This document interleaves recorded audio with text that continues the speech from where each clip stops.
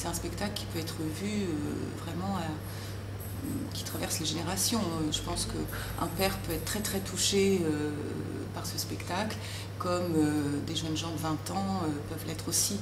C'est ça qui est très beau d'ailleurs dans ce spectacle. Et puis, par la forme même de l'écriture, je trouve qu'il y a comment dire, ça parle du traumatisme de l'enfance, mais sans pathos, c'est-à-dire en même temps avec beaucoup d'émotion. Il a réussi à inscrire ça dans la forme même de l'écriture, je trouve. C'est voilà, l'histoire d'un homme, l'histoire d'une humanité, d'une enfance, et en cela c'est très très touchant.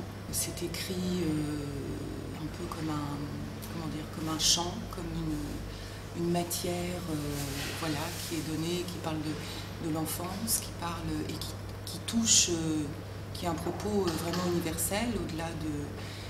Il n'y a rien d'anecdotique, ce texte est bouleversant. Le public, les retours du public que nous avons eus à Saint-Valery-en-Caux ont été vraiment riches. Le public a reçu ce spectacle vraiment de manière très forte, très intime. C'est écrit un peu comme une partition pour le coup, là même dans la mise en scène, dans les choix qu'a fait Alain. C'est plutôt le parti pris un peu d'une partition, d'un trio qui représenterait un petit peu symboliquement les trois âges, entre guillemets, les trois âges de la vie, quoi.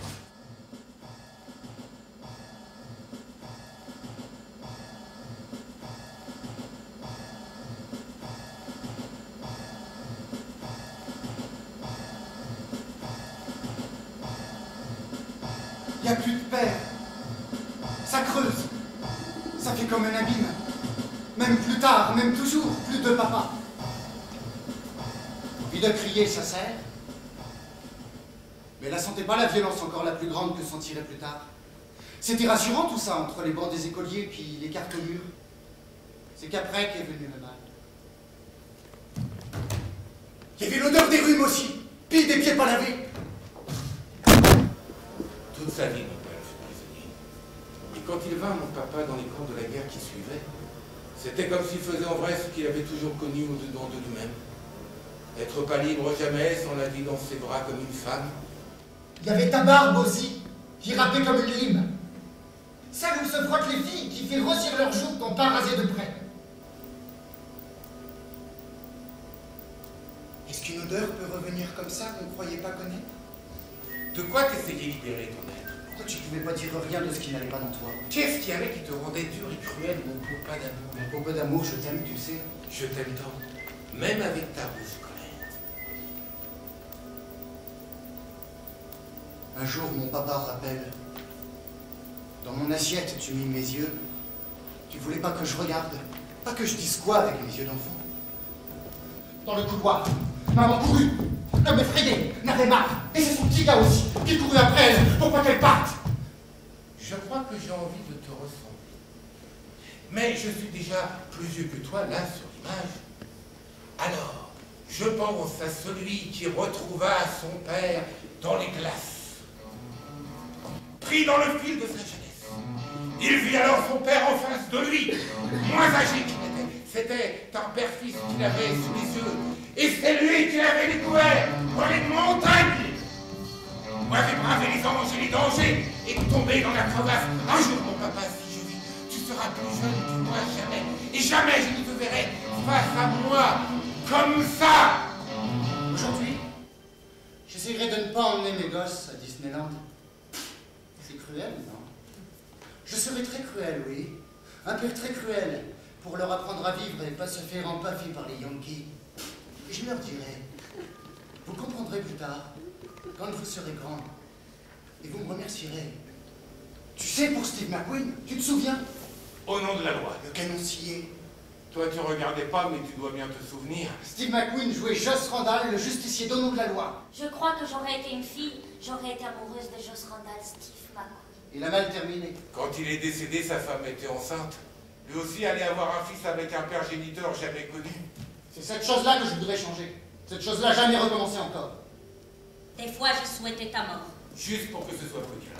On ne vive plus sans cesse dans la terreur de ce que t'allais faire ou pas. Tu te rendais pas compte qu'on s'occupe que de toi finalement. Approche-toi. Touche-moi! Où es-tu? Regarde-moi! Regarde-moi! Je suis là depuis 12 ans et tu m'as pas regardé. J'ai joué au foot et tu n'es jamais venu sur le stade.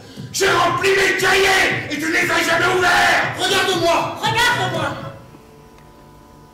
Qu'est-ce qui t'a mangé, toi? Qu'est-ce qui a dévoré ton foie puis tout ton corps? J'ai été très en colère de toi, Pala. Parfois, souvent, j'ai été très en colère de tout. Une colère en rouge et noire qui brûlait tout autour d'elle. Colère qui t'emporta et dévora tous tes organes et t'es resté là, vois-tu. Et ramasser cette colère-là, encore brûlante, et les avaler. Je demande aujourd'hui partir, possible? Partir, partir. Là où fils, qui peut devenir père, doit vivre. À la libération, petite maman Anna Marguerite, elle croisa les soldats Américains qui donnaient du sucre et du chocolat aux filles et aux enfants. Aux filles, les soldats américains donnaient aussi des baisers. Et ta femme, qui était encore toute blanche, acceptait de tendre sa joue pour les baiser. Mais l'américain voulait plus, évidemment. Un jour, peut-être, sûrement, il plaqua ses lèvres sur les siennes. Et petite maman, je crois, a-tu serré les lèvres très fort en suppliant du regard. Quand est-ce que tu lui as roulé une belle fois la première fois? Et combien est-il de baiser volés? Il faut que je te raconte.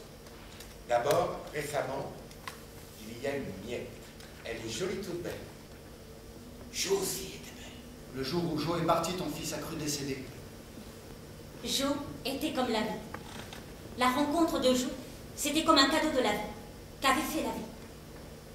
Et ton fils encore avait raté ça. Indécrottable alors.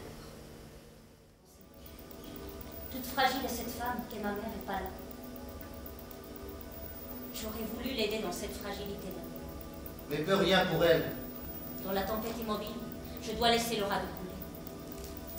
Et les voiles de la maman iront bientôt dans les flots pour toujours. Tu feras un cimetière marin comme pour les baleines. Et j'espère qu'on n'entendra plus son cri dans les vagues. Mais tout sera calme en elle. Comme la vie. L'amour absolu ne nous va pas. Ce qu'il nous faut, nous les humains, c'est un amour de tous les jours. Un amour beau qui s'est passé par les tissus. Il faut nous aimer. Pas chaque parcelle de tissu. Parce qu'il n'y a que la peau pour nous donner accès aux profondeurs.